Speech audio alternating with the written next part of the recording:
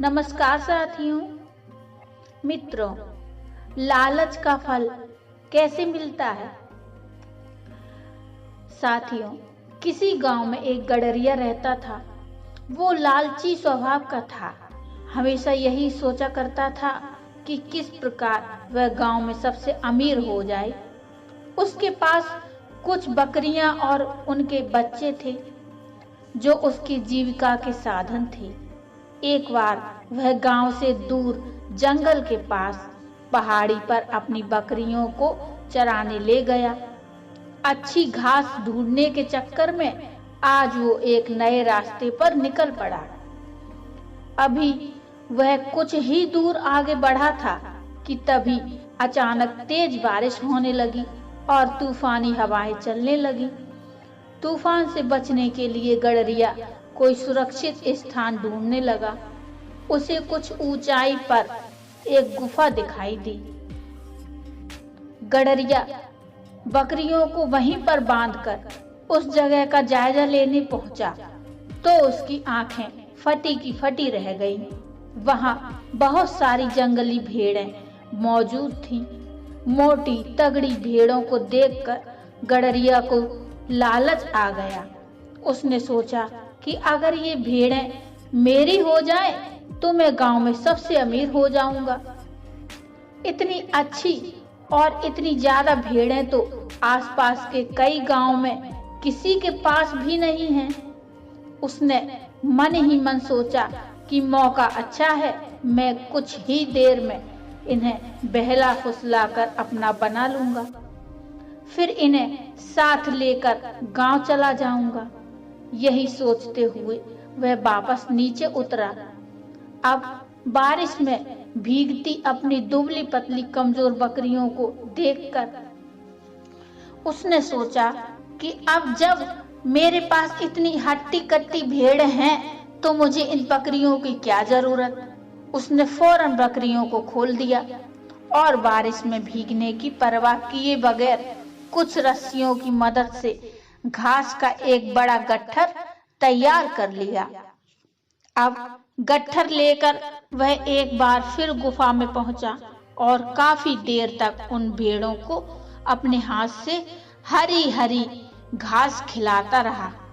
जब तूफान थम गया तो वह बाहर निकला। उसने देखा कि उसकी सारी बकरियां उस स्थान से कहीं और जा चुकी थीं।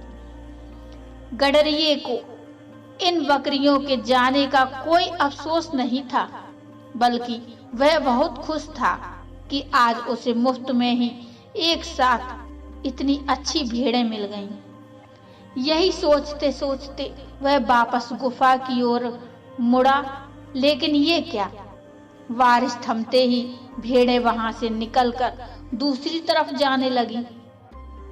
वह तेजी से दौड़कर उनके पास पहुंचा और उन्हें अपने साथ ले जाने की कोशिश करने लगा, पर भेड़ें बहुत थीं। वह अकेला उन्हें नियंत्रित नहीं कर सकता था। कुछ ही देर में सारी भेड़ें उसकी आंखों से ओझल हो गईं। गडरिया बदहवास होकर वहीं बैठ गया और सोचने लगा, तुम्हारे लिए मैंने अपनी बकरियों को बारिश में बाहर छोड़ दिया, इतनी मेहनत से घास काट कर खिलाई और तुम सब मुझे छोड़कर चली गई। सचमुच कितनी स्वार्थी हो तुम सब। गुस्सा शांत होने पर उसे समझ में आ गया कि दरअसल स्वार्थी वो भेड़ें नहीं बल्कि वो खुद है, जिसने भेड़ों की लालच में आकर अपनी बकरियां भी खो दी। मित्रों, इस कहानी से हमें यही शिक्षा मिलती है और हमें ये शिक्षा ग्रहण भी करनी चाहिए। साथियों, जो व्यक्ति स्वार्थ और लोभ में फंसकर अपनों का साथ छोड़ता है, उसका कोई अपना नहीं बनता और अंत में उसे पछताना ही पड़ता है। मित्रों, व्यक्ति का स्वभाव हमेशा ऐसा ही होना चाहिए कि जो प्राप्त है वही पर्याप्त है। साथियों, कहानी आपको कैसी लगी कृपया मुझे कमेंट में बताइए और कहानी अच्छी लगी हो तो लाइक करिए और चैनल को सब्सक्राइब कर लीजिए। और हाँ, चैनल को सब्सक्राइब करते समय घंटी का आइकन आएगा, उस पर क्लिक जरूर करिए। मिलते हैं फिर एक और नई प्रेरणादायक या भक्तिमय कहानी लेकर। तब तक के लिए नमस्कार। खुश रहिए, प्रसन्न रहिए।